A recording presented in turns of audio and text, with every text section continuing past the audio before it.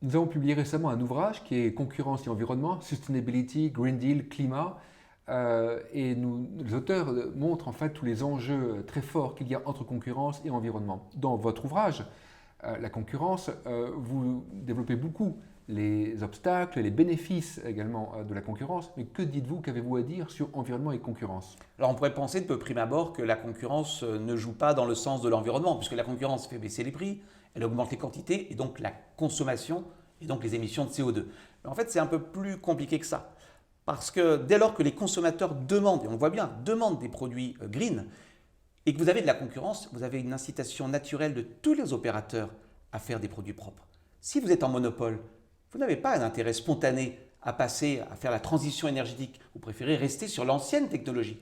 Par contre, si vous êtes en concurrence et qu'un de vos concurrents lance un moteur propre, alors il acquiert un avantage concurrentiel sur vous.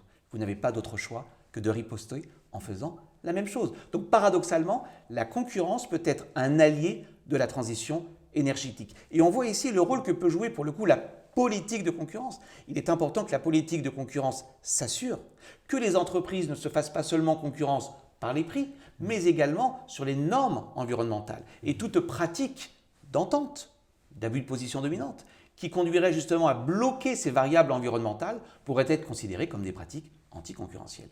Politique antitrust et concurrence peuvent en réalité se concilier.